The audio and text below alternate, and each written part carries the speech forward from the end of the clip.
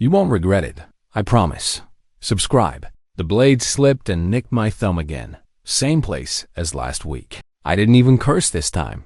Just watched the bead of blood rise through the grain, bright against the pale wood, and thought, at least something in this house still reacts when I touch it. It was barely 6.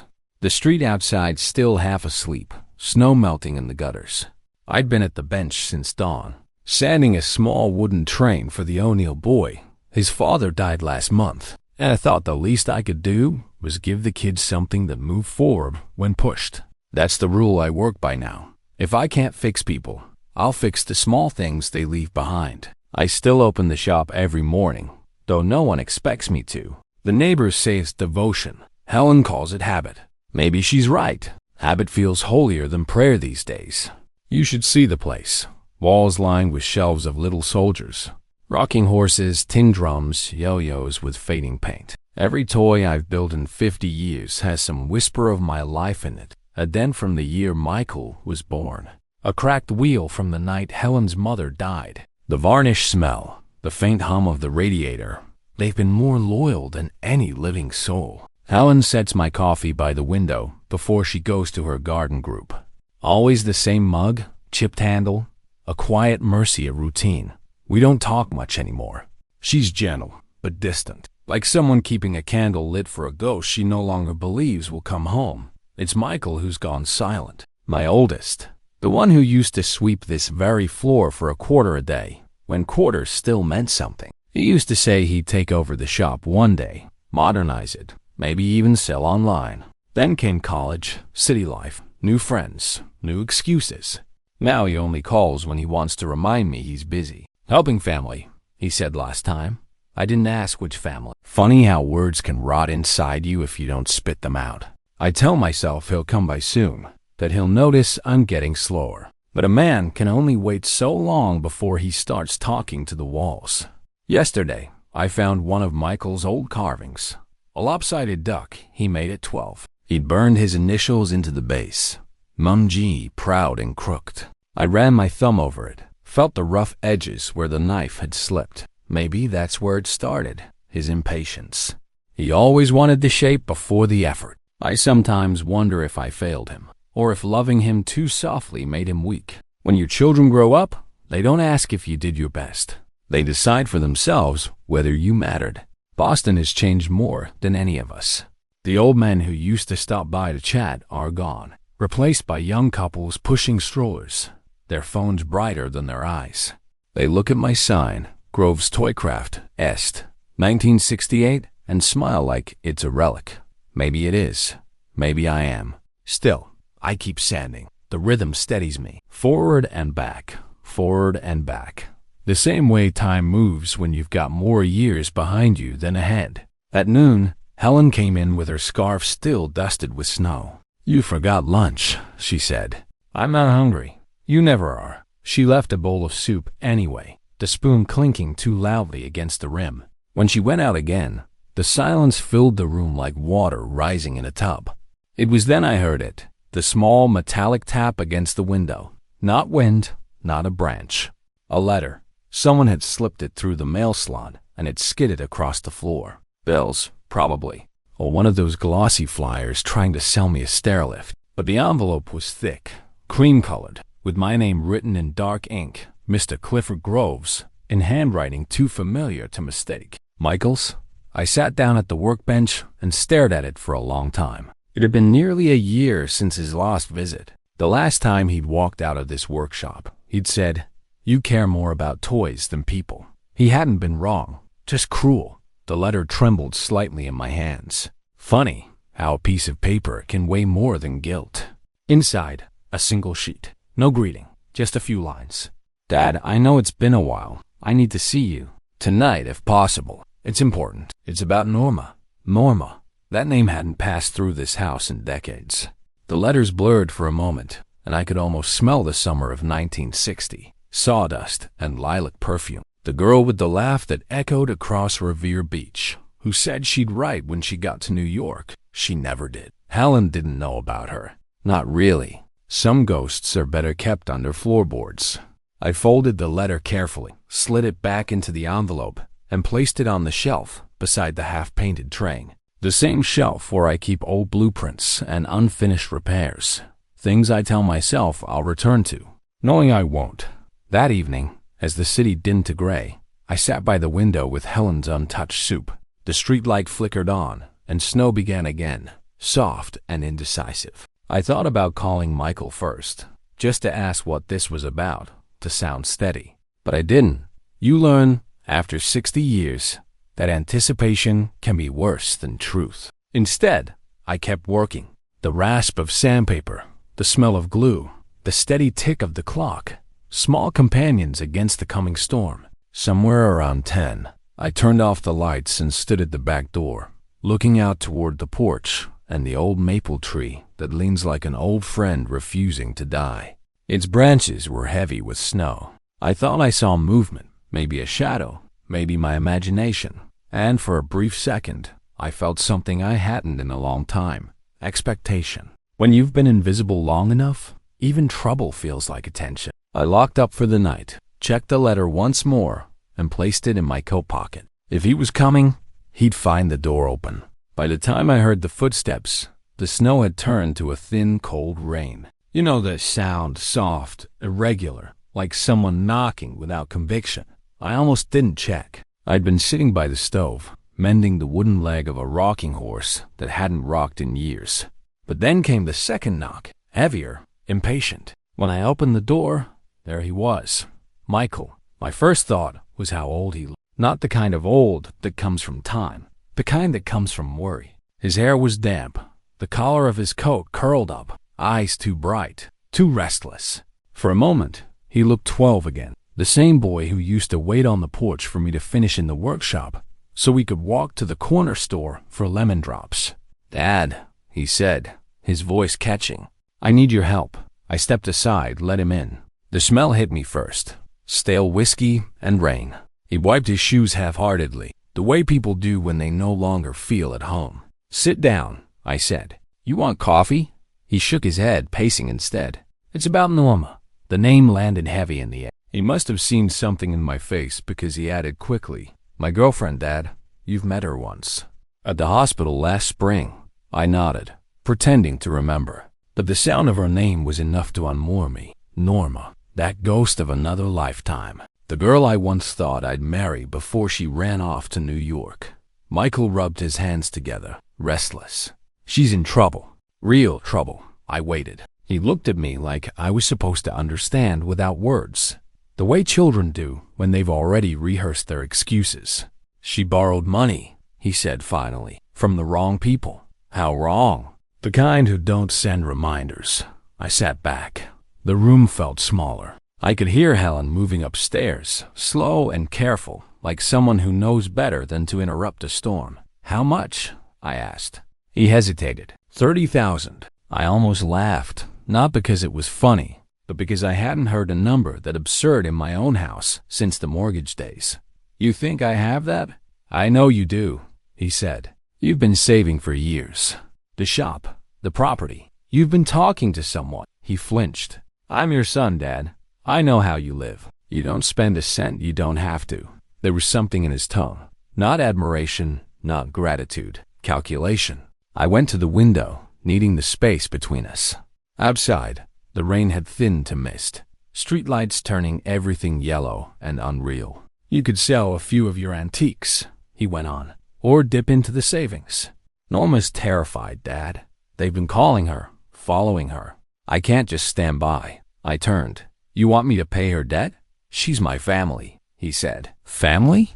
The word came out colder than I meant. "You've barely spoken to me in a year, and now you talk about family?" He clenched his jaw. "You always do this. Turn everything into some moral test. It's not about you." But that's where he was wrong. It was always about me. Every plea, every silence, every distance somehow circled back to what I did or didn't give. I studied his face, the twitch near his mouth, the way his eyes darted to the shelves behind me, scanning the wooden trains, the carved animals, the jars of paint, not looking at me, but at the sum of my life, estimating how much of it could be sold. "You think I'd let a girl get hurt over money?" I said quietly. "You think I'm that kind of man?" I think you've forgotten what it means to take care of people. That landed deeper than he knew. We stood in silence. The clock above the workbench ticked too loud, the smell of varnish thick in the air. Somewhere upstairs, Helen's floorboard creaked, that old signal of her listening. I poured 2 cups of coffee anyway. When I handed one to him, he didn't take it. His hands were trembling. "You can pay them," he said again. "You just don't want to. And you think wanting and being able are the same thing?" His face hardened. "You've got money sitting there doing nothing. You'd rather let Norma suffer than part with it." I almost told him the truth, that the money wasn't mine to spend, that it was for Helen, for her care if I go first, that every dollar had a reason. But explanations never fix what people have already decided to misunderstand. "Michael," I said, as gently as I could, "you can't borrow your way out of bad choices. You can only live your way through them." He slammed the cup against the counter. Coffee spilled across the wood, soaking into the grain. "You always talk like that, like life's some fable you can whittle into shape." He turned toward the door. "Where are you going?" "To find someone who'll actually help me." "Michael." But the door had already closed behind him. I stood there for a long time, watching the brown stains spread across the counter. It looked like a map, a river branching into 2 impossible directions. Helen came down a few minutes later, robe tied tight, eyes tired. Was that him? Yes. Did he need money? I didn't answer. She came closer, touched my arm. "He's desperate, Clifford. He's not thinking straight." I noticed. She sighed, then turned toward the sink, rinsing the cups like she always does, as if normalcy could scrub away the noise. "You'll help him," she said finally, not a question. "I don't know." She looked at me over her shoulder. "You always do." Maybe she was right. Maybe I always had. After she went back upstairs, I sat at the bench again. I could still hear Michael's voice echoing in my head. "You've forgotten what it means to take care of people." I picked up the wooden duck, his old carving, and turned it in my hands. The initials MG stared back at me. I thought about the boy who'd made it, how he'd held the knife too tight, how I'd told him to slow down, to feel the grain before cutting. He hadn't listened then either. The rain stopped. The silence that followed felt unnatural, like the world holding its breath. I went to the back door, opened it just enough to look out. The porch glistened under the streetlight. Empty now. Only the faint impression of his footprints in the thin snow, already filling with melt. Funny thing, seeing those footprints fading made something in me ache worse than his words had, because that's what happens, doesn't it? They leave, they harden, and before long, even the evidence of them disappears. I closed the door, locked it. For the first time in years, I turned the key twice. That night I couldn't sleep. Helen's breathing beside me was steady, patient. I kept staring at the ceiling, tracing the cracks like constellations. At around 3, I got up, went back to the workshop. The air was cold and still. I lit the small lamp, sat down, and began to sand the edge of the ruined counter where the coffee had spilled. The grain darkened under the pressure, each stroke releasing that familiar, almost medicinal smell of wood and friction. I thought of Michael's words, of Norma's name, of debts and choices and the invisible inheritance of pride that fathers give their sons. When the first light began to show through the window, I stopped. The surface of the wood was smooth again, but stained. The mark would never quite come out. I traced it with my fingertip, and for some reason whispered aloud, "You'll come back. You always do." And maybe I said it to him. Or maybe I said it to the silence itself. He came back the next week, just as I knew he would. Not with an apology. Michael never wasted words that couldn't buy something, but with a paper bag of takeout from the Italian place down on Tremont, the one he knew I liked. "I figured you could use a night off," he said, setting it on the counter like a peace offer. Helen smiled too easily. She's always been like that, quick to welcome, slow to forget. "That's kind of you, Michael," she said, wiping her hands on a dish towel. I didn't say much. I just stood there, watching him move around the kitchen as if he still knew where everything was. He reached for plates, poured wine, asked about the neighbors. The small talk was too smooth, too rehearsed. You know that strange ache of wanting to believe a lie because it sounds like love? That's what dinner felt like. He talked about work, vague words about consulting, about a new project. about helping people. He never said who or how. His eyes darted whenever Helen asked specifics. When I asked about Norma, he said she was better now, though his fingers tightened around the fork when he said it. After dinner, Helen went upstairs to watch her shows. Michael lingered, pretending to tidy the table. "You been keeping busy, Dad?" "As much as a man can with 2 hands and no retirement," I said. He smiled thinly. "You ever think about closing the shop? Maybe selling it? The neighborhood's changing. Could get a good price these days." There it was, the first seed. Small, casual, easy to miss. But I heard the calculation behind it. "I'm not done yet," I said. "You're 73, and you're 39. Age doesn't decide purpose." He laughed, but there was no humor in it. "You could make life easier. You know, for you, for Mom. You don't have to keep grinding away like some martyr." I looked at him carefully. "What's easier, Michael? Having money or keeping peace?" He didn't answer. He just looked around the room, his gaze landing on the framed photo of the workshop from the 70s. Me standing beside a wall of toys. Michael at 5 on my shoulders, both of us grinning like the world was new. "I used to love that place," he said quietly. "You still can." He shrugged. "It's small. Doesn't make sense to keep it going." He didn't mean the shop. He meant me.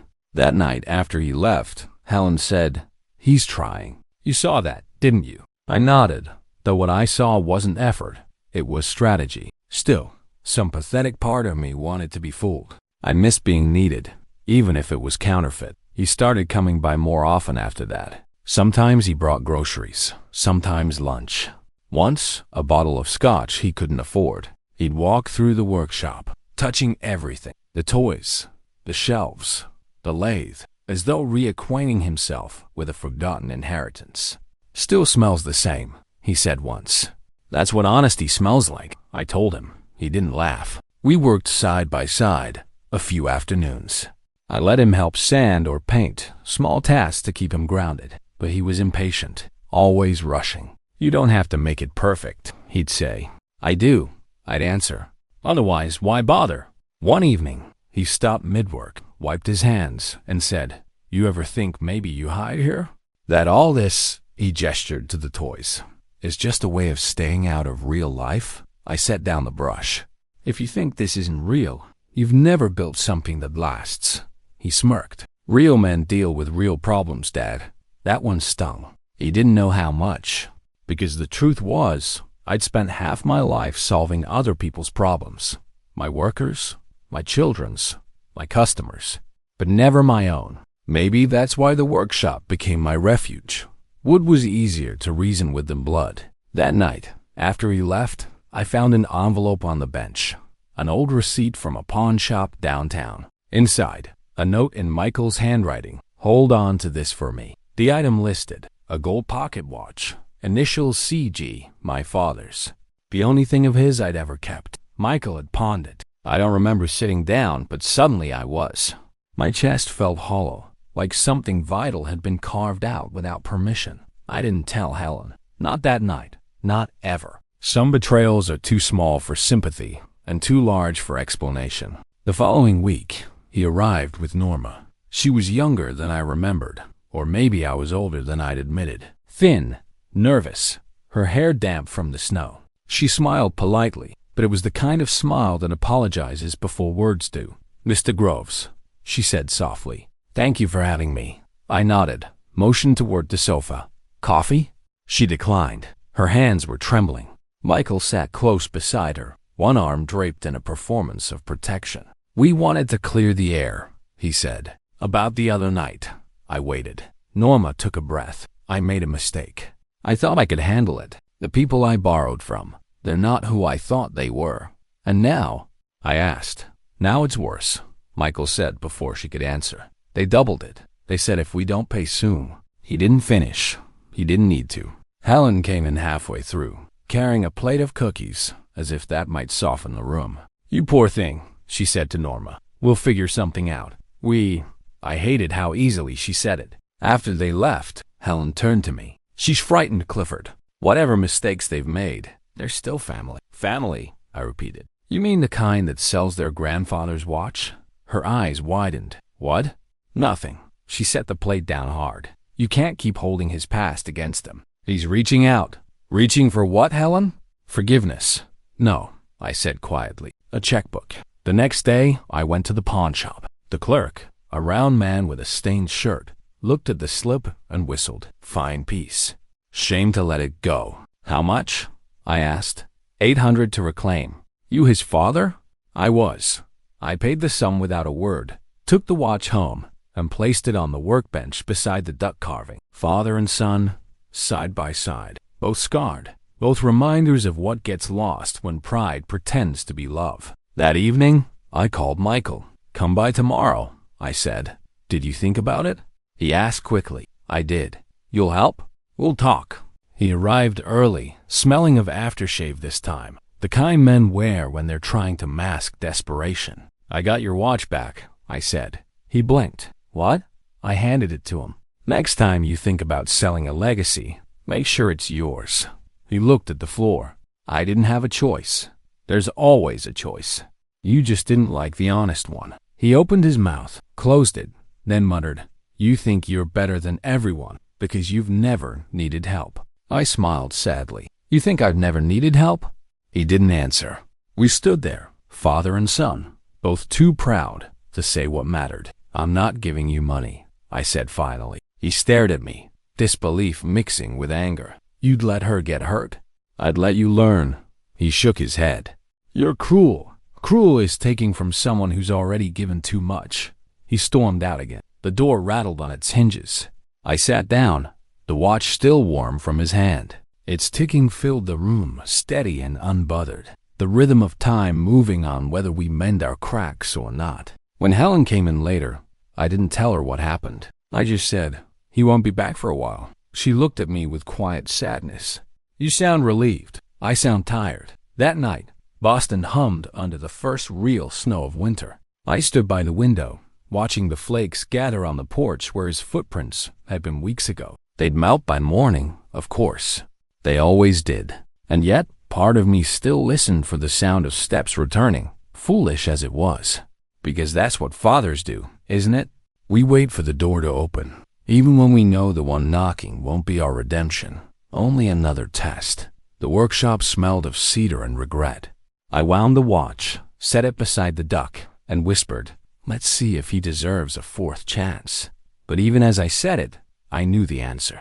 I was planing a thin strip of maple when the front bell rang. That timid chime Helen likes because it doesn't demand. Some bells are born to apologize. I left the shaving curled like a ribbon on the bench and wiped my hands, already knowing who it was. When sorrow decides on a route, it rings the same door twice. Norma stood on the threshold with a paper-thin coat and eyes that had been up too late arguing with themselves. She smelled of wet wool and wind and something acidic under it fear as a scent, did you know? Helen reached the door before I could. Come in, dear, she said, a softness that made me remember why I married her. You're freezing. I shouldn't have come, Norma murmured, stepping inside anyway. Her hands kept touching each other like they were checking for a pulse. I didn't know where else. The workshop, I said, as if the word could anchor us. It's warm there. We went through the narrow hallway past the wall of frames children's uniforms. A diploma, a photo of the shop in the 70s where Michael sits on my shoulders, his cheeks flushed with a happiness that never learned how to stay. I led them into the workshop, flipped the lamp above the bench. The cone of yellow light made everything look like a small truth. She sat on the stool. Helen hovered, then took the other stool, tilting her head the way she does when she's listening with her whole body. I stayed standing. An old mistake of mine. I talk better when there's wood under my fingers. I told Michael I'd come, Norma said. He said not to bother you, but I thought. She stopped. Tears found the rim of her eyes and refused to jump. I passed her a clean rag from the peg, not a tissue. A rag is for people who plan to go on. Tell me, I said. He's been drinking, she whispered, more than usual. He throws words, sometimes thinks. She looked at the far wall as if it might answer for me. Your other kids don't come by anymore. He scares them. Helen sucked in a breath. What did he throw? Last night, a plate. Not at me, but near. There are words that travel through a man like a nail near is one of them. Cowards love the word near. It keeps their hands clean. He's not himself, Norma said. She searched for a word kind enough to keep the story from breaking. Lost. Lost men still choose where to walk, I said, more to myself than to her. And to you, if you're still listening, because maybe you think I'm rehearsing a defense. Maybe you're already composing the message you'd send me if I were your father. Help him. He is drowning. But rescuers drown too, don't they? Isn't that the quiet arithmetic of families? Norma reached into her bag and placed a folded paper on the bench between us. No flourish, just the small courage of a person who knows drama won't improve the facts. A statement, a ledger that had learned to sneer. Numbers pressed like teeth marks. They doubled it, she said, voice steadying as if math could keep her upright. Because we were late. Because that's the game. How much now? Helen asked, though she didn't want to know. 58, Norma said. Plus penalties. She swallowed. They call every day. They know where we live, where I work. What made it start? I asked. The question arrived before I could dress it in empathy. I wanted cause as if cause would make mercy easier. I thought I could flip a small thing into a bigger one, she said, meeting my eyes with a frankness I respected. A shop. A lease.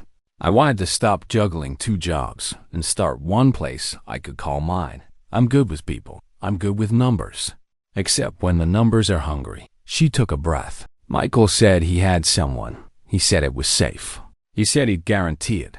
And if not, his father would. My name, I said, almost calmly. He used my name. Her eyes shuddered, then opened. She didn't nod. She didn't need to. Helen's fingers closed around the edge of the bench, as if the wood could keep her on the right side of the world.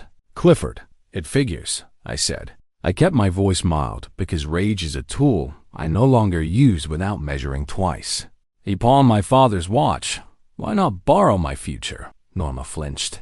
He said it was temporary. He said you'd forgive him. He knows the shape of my forgiveness better than I do, I said. The words didn't feel brave. They felt like surrender finally asking for a chair. Norma reached for the paper and folded it again, aligning the corners by habit. I shouldn't have come. She stood, a little too fast. I'm sorry. I made it worse by telling you. I held up a hand. Sit. She sat. We listened to the house noises. The radiator knocking like a patient argument. The faraway passing of a bus sighing at its stop. The maple tree tapping a faint rhythm against the back window. The workshop smelled of varnish and coffee that had burned past usefulness. I could hear the pocket watch on the shelf, that merciless ticking my father's laugh cut into seconds. Let me, Helen said suddenly, turning to me with a look I haven't seen since we were young, and that look was the future. We have the money. We can do this once. It will keep her safe. Safe for how long? I asked, and hated the sound of it. A prosecutor among witnesses. Helen squared her shoulders. You can stop being a philosopher long enough to be a man. Philosophers build flutes, I said. Men build prisons. Don't, she said, the plea in it pulling the air. Not with your cleverness. This is where you might expect a grand speech. The old man brought low by a woman's better heart. I almost wanted to give it to you, because it would make me lovable in the margin. He relented. He paid. Love won for an afternoon. Instead, I pulled the duck carving from the shelf and set it beside the watch. My father's gift. My son's attempt. 2 artifacts of men who never learned to sand their pride with the direction of the grain. I can't pay, I said. Silence, real and earnest, sat with us for a full 10 seconds. The kind of silence that tests a marriage for hairline cracks. Helen closed her eyes. Why? Because I've been treating love like weather, I said. Endure it, and the storm will pass. But storms teach you the wrong lesson. Michael doesn't believe in consequences, only in extensions. He thinks pain can be refinanced. Norma's hands found the rag again, worried its clean edge into a fringe. I understand, she said, and the way she said it made me want to throw my own wallet on the bench, just to be rid of the shame of relief. I came because I wanted to tell you before he did. I wanted you to hear it from the person who owes, not the person who spends. You came because you're brave, Helen said softly, and because you still believe in adults. Norma laughed without humor. I'm 32. I thought I was one. Adults are a vote we cast daily, I said. Some days we lose the count. Her eyes met mine. Will you at least speak to him? He's not good, Mr. Groves. He shakes. He says he's got a plan, and every plan is a glass. I could see him, my boy pacing in a room with drawn blinds, telling himself stories louder than the pounding on the door. I could smell the whiskey that pretends to be a friend because it remembers your name when others don't. I'll speak to him, I said, but not to negotiate, to end the negotiation. She nodded. We all knew what that meant, though none of us said it aloud. A father can close his bank faster than his heart. A car slowed on the street outside. Tires hissed through slush. The lamp hummed.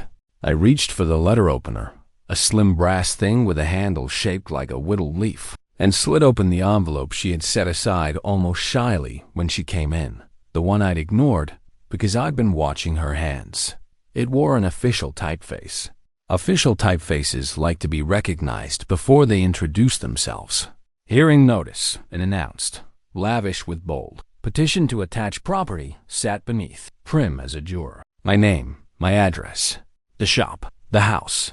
I laughed once, a dry sound. The map of my life laid out like something a surveyor could price by the square foot. What is it? Helen asked, already knowing. They're not threatening, I said. They're practicing. Norma made a small sound, a humane noise, the kind people used to make when community existed. I didn't know they'd. I thought we had time. Time is always collateral, I said. Helen took the notice and read it twice, lips moving. When she finished, she folded it with care and placed it on the shelf between the watch and the duck as if it, too, belonged to the family. I'll call a lawyer, she said, already moving in the crisp managerial way that has saved our lives a dozen times. Today. No, I said. Her head snapped toward me. Clifford, I'll call, I said. I will. But not the way you think. Your pride will cost us the house, she said. My pride kept this house when everyone told us to move to a cheaper zip code, I said. Don't pretend pride is always a thief. Sometimes it's a lock. We were at the edge of a cliff that marriages are built near, the part where each person becomes a separate weather system. Norma, God bless her sense of rooms, stood. I need to go, she said. Thank you for hearing me. I'll talk to Michael. I'll tell him to stop. You can't tell a river to stop, I said. You build levees. She reached for my hand, squeezed it once like grateful, brave, and then Helen's longer. A woman asking another to forgive her for occupying the chair of daughter when the true daughter is absence itself. At the door, she hesitated. There's something else, she said without turning. He told me not to say, but I should. He kept your spare key. To the shop? I asked. To the house? My body did that slow, treacherous cold, the kind that moves from sternum to fingers like an idea learning to speak. How long? A while, she said. He said you wouldn't mind. Helen's face did something small and breaking. I nodded once, then twice, a man counting to keep from falling. Thank you, I said, and the gratitude was real. Secrets at taxes paid on borrowed love. When the door closed behind her, the house exhaled. The maple tapped again, less politely. Helen turned to me, fury and sorrow wrestling to a draw. We should have changed the locks. We should have changed them, I said, and immediately hated the cheapness of the line. Easier to sharpen a sentence than a son. She stared at the notice.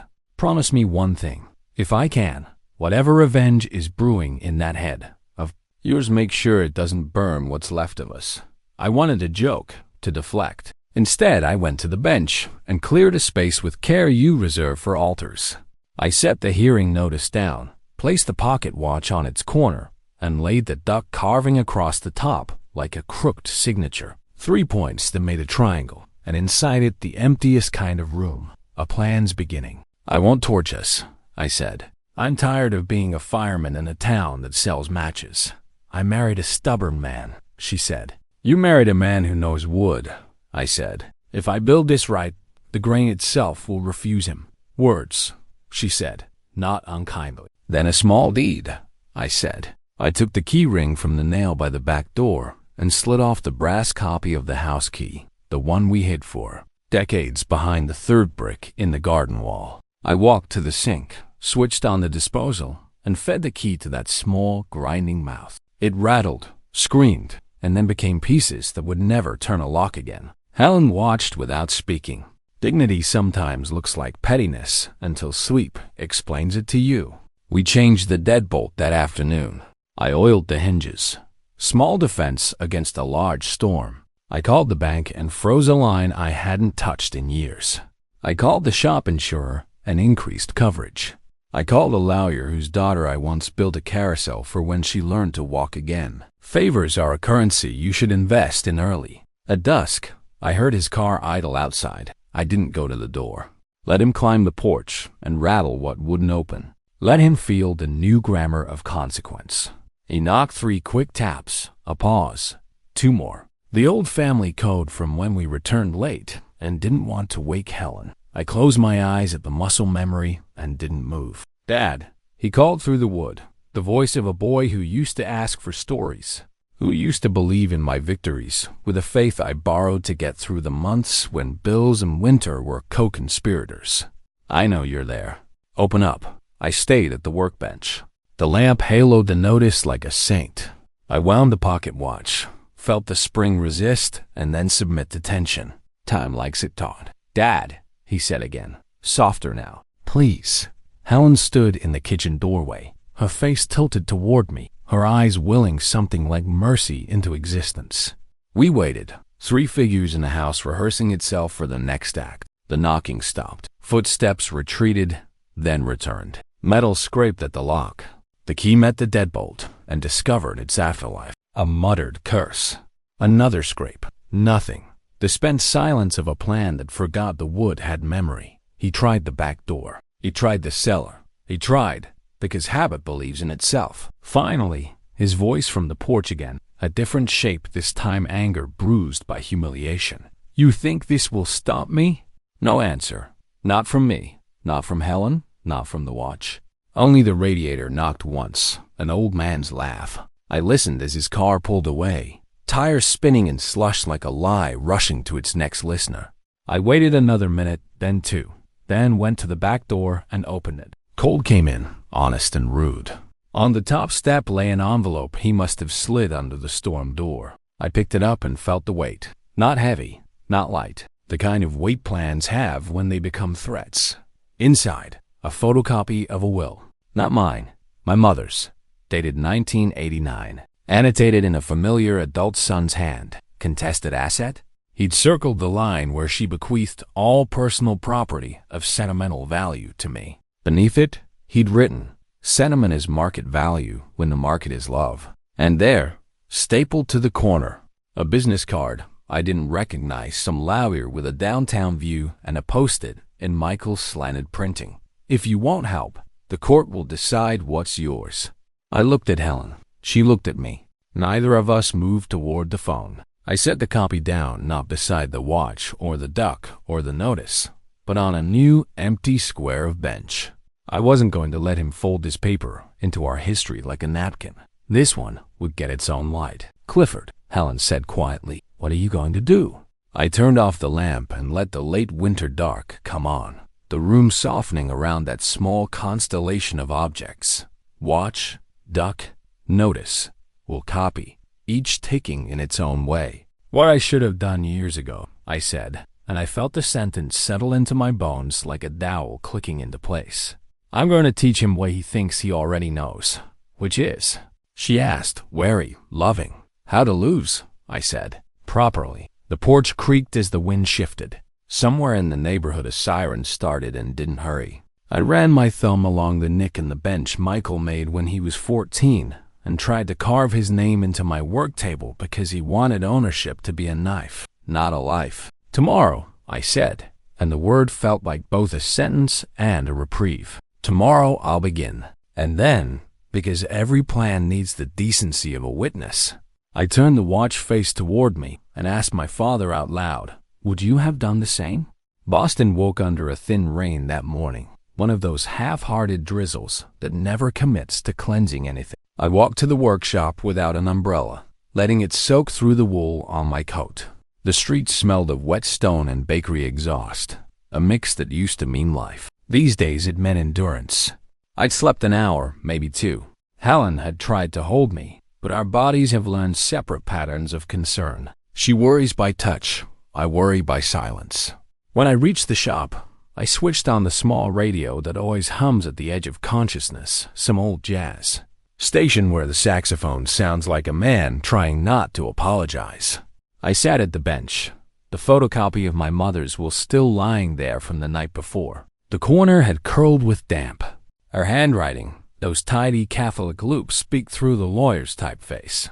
Sentimental value. As if love were a coin you could weigh. That phrase had haunted me all morning. Maybe because Michael had underlined it. Maybe because it was the only inheritance that ever mattered. I ran my thumb along the old duck carving again. Its edges had softened with years of handling, like a stone from a riverbed. I wondered if he remembered the day we made it. He'd cut his thumb then too. I'd told him it happens to every craftsman, that the first drop of blood means the wood has accepted you. He'd grinned at that. Maybe I'd taught him the wrong rituals. Maybe I'd romanticized the wound. The bell above the shop door rattled. I looked up expecting Michael, but it was the mailman, his cap dripping. "Morning, Cliff. Certified letter for you." He held out the envelope with that small apology postal workers reserve for bad news. I signed and thanked him. Waited until he was gone before opening it. Notice of hearing. Groves v. Groves. It looked clean, official, righteous like most betrayals dressed in paper. My son was suing me for a share of the property, claiming undisclosed assets of familial provenance. I laughed once. The sound startled me. When I called Helen to tell her, she didn't answer. She was at choir practice. Probably. She still believes in grace that travels through song. So I wrote instead an old-fashioned letter, longhand, because ink carries intention better than a keyboard. I began without salutation. "You always thought money was proof of effort, Michael. Maybe because I made work look too easy. I carved toys while you watched television, paid bills while you slept, kept the world stitched together quietly so you could mistake stability for air. That's on me. You were right when you said I forgot how to take care of people. I took care of problems instead. People are harder. They come back changed. When I gave you everything, I was really giving myself the illusion that generosity could redeem neglect. You're not the first man to believe inheritance is a shortcut. You just made the mistake of demanding it from someone who finally learned that love without limits breeds parasites. I built you the same way I build wood. Sanding, not sculpting. I should have let the rough grain show. I will see you in court, if you insist. But know this, there's nothing left here that can be bought. The shop, the house, even the watch. They're tools now, not treasures. You can own them, but you'll never build anything with them. I stopped there. I didn't sign it. Let the handwriting do the confession. The rain thickened, tapping against the workshop window like a metronome. I looked out at the street, at the blurred figures of people rushing toward deadlines that meant less than they thought. In another life, I might have envied them. The illusion of urgency, the comfort of forgetting. The door creaked open again. This time, it was Helen.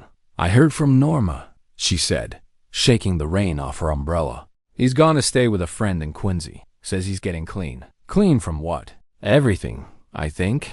She came closer, saw the letter on the bench. Her face drained. "He's really doing it." "Yes. You'll fight him?" I shrugged. "Not yet. Sometimes you win by standing still." She looked at me for a long time. "He's our son, Clifford. I remember. He's not evil. I didn't say he was. Just lost. And I'm done drawing him maps he refuses to read." She sighed, sat down across from me. Her hands found one of the toy trains and rolled it back and forth like a nervous prayer. "You think I've been too soft." "I think softness is a kind of faith," I said. "You keep expecting the world to behave if you love it enough. And you?"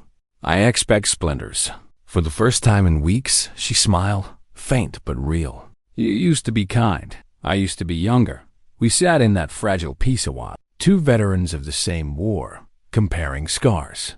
The radio played something slow, a trumpet like an open window at dusk. Do you remember the summer after he broke his arm?" She asked, suddenly. "You built that little boat so he could play at the pond?" "Of course." He cried when it sank. I told him to build another. "You told him it's the sinking that teaches the design." I nodded. And maybe I believed it too much. She reached across the table and took my hand. Promise me one thing. If it's reasonable, when you face him, don't make it a verdict. Make it a mirror. That night, I couldn't stop thinking about that boat. I walked to the basement, rummaged through old boxes until I found what was left of it. A warped hull, a chipped mast, a frayed piece of string that once held a sail. I brought it upstairs, set it beside the duck and the watch. 3 ghosts now, 3 different mistakes. I spent hours staring at them until the world outside thinned to silence. Then I began another letter, not to Michael this time, but to the lawyer he'd hired, Mr. Crane. Before we proceed to court, please inform your client that any property held in my name will soon be transferred to a charitable trust for the preservation of local craftsmanship. The deed will include the workshop, its contents, and the adjoining lot. My wife retains the house.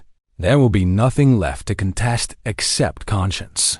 I am not acting out of spite. Consider it a lesson in economics.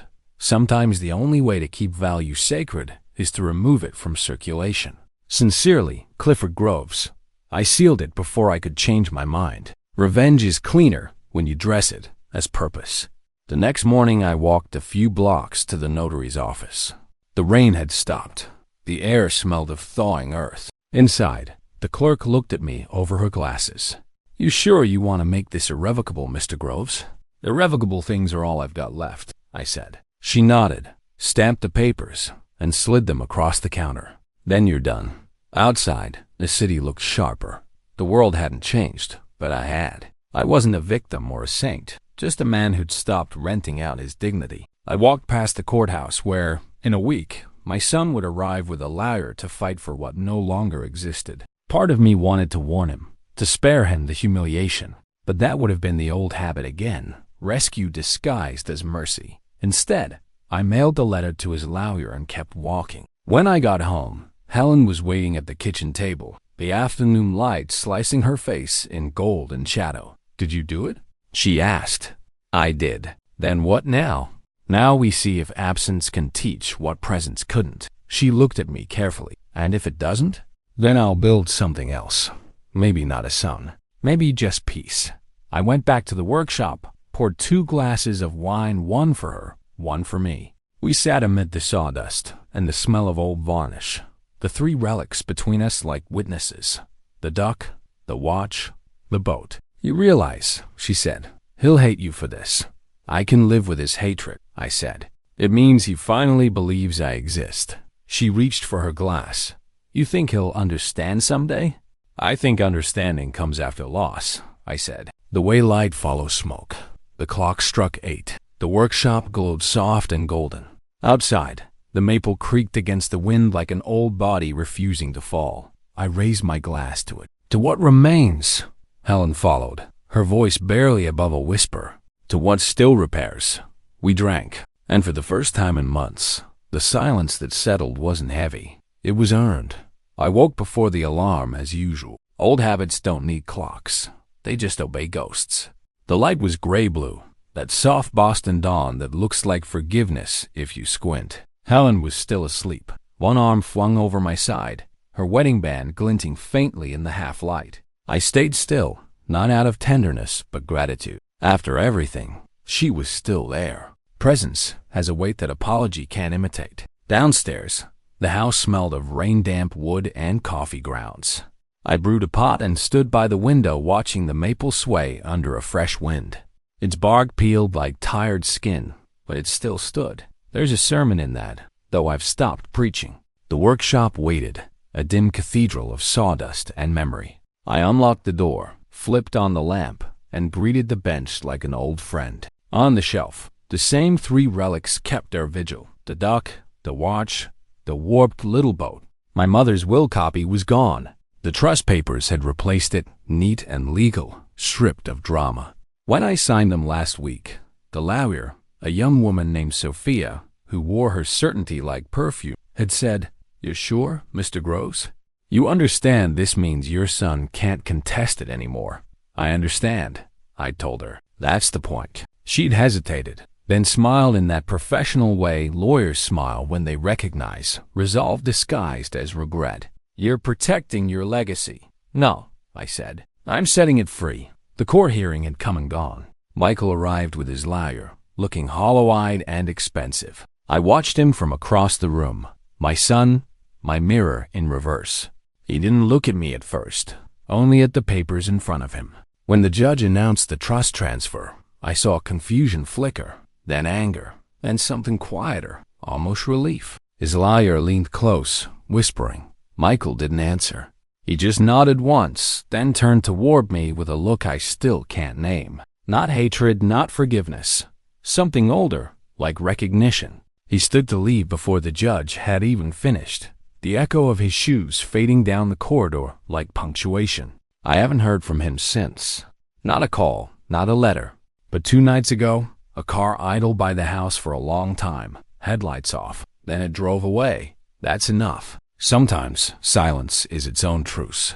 This morning, I set to work on something new. A commission, technically, a rocking horse for the children's hospital. But that's not really why I build anymore. I carve because the sound steadies my pulse. Because motion, even in miniature, is a rebellion against decay. The first strokes of the chisel were clean, the wood yielding like a secret finally ready to be told. I followed the grain, always with it, never against. That's the trick of craft and, I suppose, of life. Surrender is the surest form of control. Around 10, Helen came in, hair still wet from her shower. She carried a letter, pale blue envelope, no return address.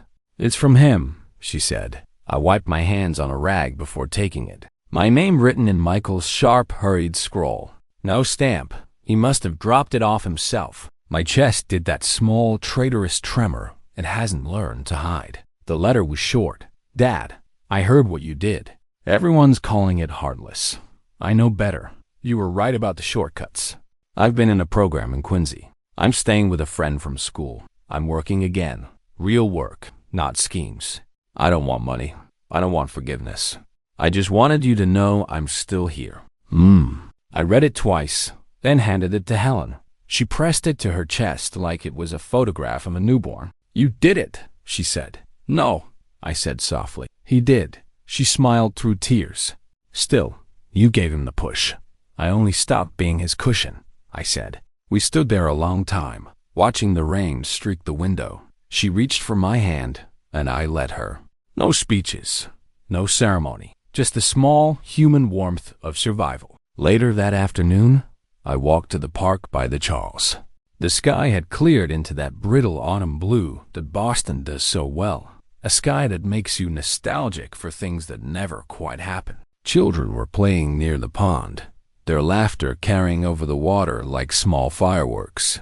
One of them, a little boy with a red scarf, was pushing a toy boat out into the shallows. It tilted, caught the wind, and began to drift in perfect circles. The boy clapped. I couldn't help it. I laughed, not loud, just enough to taste it. It sank eventually, of course. They all do. The boy looked startled, then waded in to retrieve it, mud up to his knees.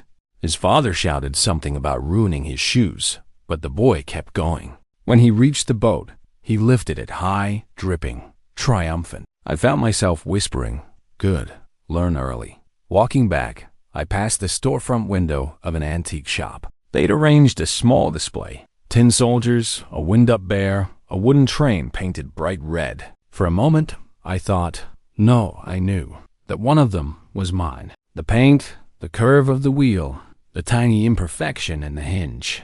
My work had outlived my name. And isn't that all we can hope for? That what we make keeps moving when we stop.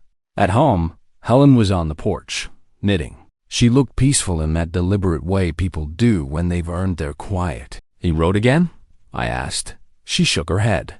"No, but that's all right." I joined her, the maple shadow cutting across our legs like a slow tide. The leaves had begun to fall, gold, red. One final performance before surrender. "Do you ever regret it?" she asked. "The trust?" "No, the way it ended." I thought for a long time before answering. "It hasn't ended," I said. "It's just learned manners." She smiled. "You sound like yourself again, maybe for the first time." I looked toward the workshop, its windows glowing warm against the early dusk. Inside, the half-carved horse waited, patient, incomplete. Tomorrow I'd paint it, white body, blue saddle, a single red stripe along the mane, for balance, for memory. I reached into my pocket, felt the weight of my father's watch. It still ticked, steady as ever. I opened the cover and set it on the railing between us. Helen leaned in, resting her head against my shoulder. Time hummed, soft and obedient. Funny, I said, how we spend our lives trying to make things last. And the only ones that do are the ones we let go. Helen nodded. Like forgiveness. Like wood, I said. It endures by bending. The wind carried the faint smell of sawdust from the open window of the shop. A comfort, a benediction. Across the street, a car slowed. An old sedan, dark blue.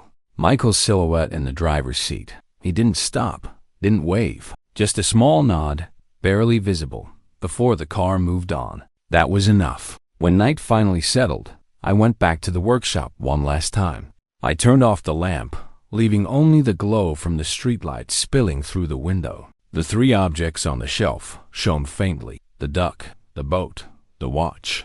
Together they looked like a lesson, or maybe a prayer.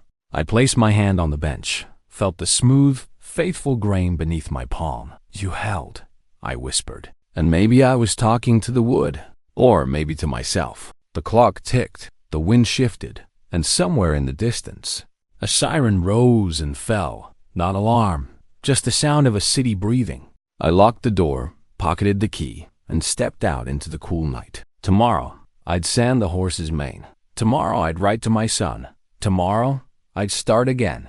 Because even what's fragile can be repaired, so long as you never sell your integrity for love. If you like this story, please like this video, subscribe to the channel, and share your impressions of this story in the comments. To listen to the next story, click on the box on the left. Thank you for watching.